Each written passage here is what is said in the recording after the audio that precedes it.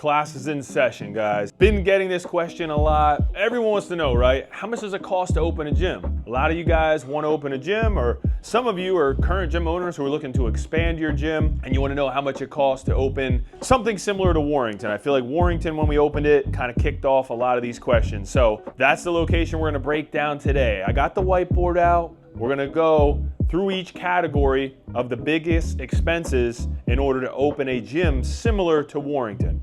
Before we get started, make sure you subscribe to the channel, hit the like button, ring the notifications bell so you don't miss upcoming videos. Let's get right into it. All right, now we're gonna break down these numbers. So we're gonna go through pretty much the 4 big categories of cost. So to start, and this is something that a few of the people I talk to are always shocked to hear, whenever you're looking at getting into a commercial space, there's gonna be a security deposit. The security deposit can range from maybe a single month, first month rent, or a first and last month's rent, or it might be a first and last month plus additional cost, because unfortunately the gym business, it doesn't have the best history, right? It is a much higher risk business. Some landlords, especially when you're looking at getting into a larger space like Warrington, they want that extra insurance. So we are making some major moves, guys. We're about to make PWRBLD's biggest investment to date. Kind of fucking scary, to be honest, but we literally got a check for $100K. This is gonna finalize the deal.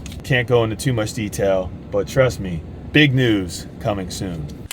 Just to get into the space, this has nothing to do with equipment, construction, or anything else we're gonna get into.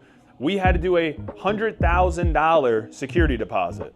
Again, just to get into the space. The next big thing, right? Construction. You got the lease, now we have to build the space out. Construction is gonna be incredibly expensive, especially over the last few years. Material costs have went up.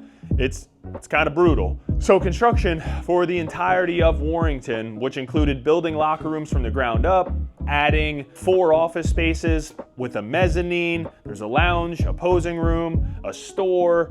For example, guys, adding in these extra 3 office spaces at the bottom, which we eventually turned into the power shop, the recovery lounge, and then we just have an extra space at the end, along with the upstairs office, the lounge, and the posing room. By adding that alone, that was roughly $250,000 to $300,000. And that includes obviously the build, you know, fitting it out, the flooring for in these spaces in particular. Again, nothing crazy, but literally hundreds of thousands of dollars. Another huge cost, depending on what type of, level you want to create in your gym as far as environment, energy, the sound system. In Warrington, this shit is like concert level audio. Believe the total, estimating it was around 23,000. Speakers, installation, the whole thing. So it sounds incredible in here, but obviously the cost can be pretty damn high. You have a gym, you need to have great lighting. It's just something that we always have a lot of pride in. So in here we have the LED halos, there's about 60 of them. The installation plus the cost of materials just for the lighting above us was about 35,000. And then the rest of electrical, which is just gonna come with opening a gym from scratch, you're probably looking at electrical cost alone, $90,000 to $100,000. I feel like always one of the most shocking costs is the floor. The rubber flooring that you guys see in most gyms and probably don't think much of, the rubber flooring in this gym alone was just under $50,000. And that was with us installing it. If we would have actually paid somebody to install it, you could tack on another 25 grand potentially. And that's just the gym floor. That doesn't count in the offices if you're adding any laminate or vinyl, the locker rooms, the tile, that's all additional. To be honest, just the essentials. We didn't really do anything too extreme. The cost of construction, and we're kind of wrapping everything into one on this, $800,000. And again, guys, I'm not gonna break this down in an itemized format, but give or take a few $1,000s. So obviously, this is something you have to take into consideration when you're planning on opening a gym, picking the size of the space. Big gym is cool, but a big gym costs a whole lot. Take that into consideration before you ever sign a lease. Make sure you walk through with a GC, contractor, tell them what you wanna do, get a quote, get multiple quotes, walk through with 3 GCs.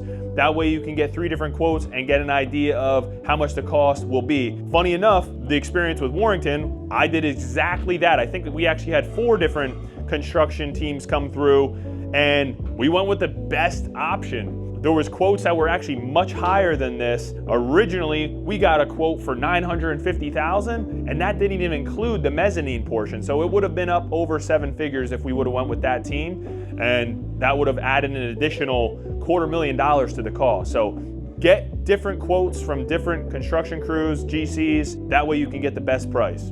The next huge expense and cost before you open your gym is gonna be obviously the gym equipment, right? So equipment, it's gonna vary.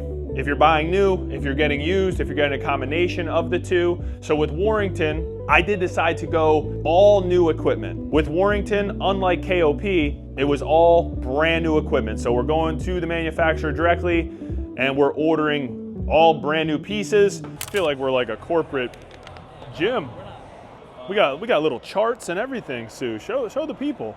People don't realize they want all the combo racks in the world, but each combo rack ranges from $3,000 to $5,000. And at Warrington, we got 10 of them. So you can do the math, it adds up. 6 sets of kilos here, which each set is roughly $3,000 shipped, maybe even a little bit more than that. So again, do the math, 3,000 times 6, 18 grand, just like that. Just for plates for the powerlifting area. So then we can also go into the barbells. We have a variety of bars ranging from Rogue to Eleiko to Kabuki, all ranging from probably $350 to $1,200. And we have roughly 35 bars here, running on 0 calories. So we also have 8 deadlift platforms. We have a monster rig from Rogue. We have an Arsenal monolift, a few other competition benches. Each deadlift platform roughly $750 from Rogue. The rig was an additional $5,000. The monolift was an additional $4,000. So if you add that all up, 6 grand, let's call it. So another 15 grand. Yeah, the murals over here alone were probably between like 5 and 8. So we're pushing a powerlifting section only 100+ grand, but it's the best powerlifting section in the fucking country, I'll tell you that. So you guys know I love me some Atlantis equipment, probably my favorite brand. Don't tell the other brands because I like all the brands that we carry, but Atlantis, everything just hits right. I think we have over 20 pieces from them in this gym.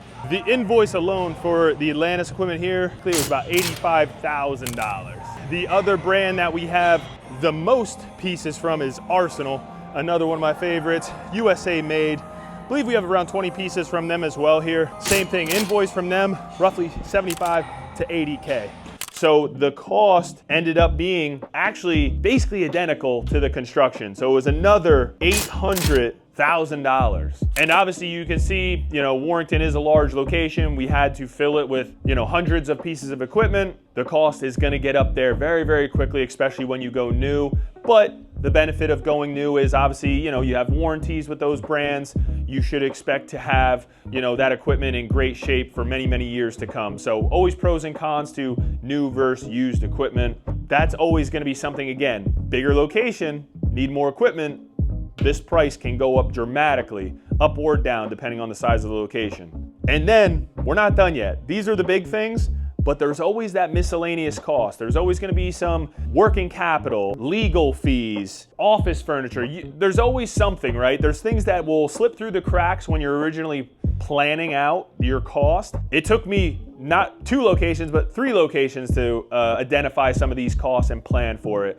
And it's also when you go from one scale to the next, these extra costs, they add up and they become a larger number. So we're just gonna write this out as kind of miscellaneous costs. These things add up really, really quickly. And again, I kind of made a list. I might have even missed a few things, but this is pretty accurate. The miscellaneous costs ended up adding up to another $60,000. So obviously guys, now you can see the big costs when opening a gym, totaling $1.76 million.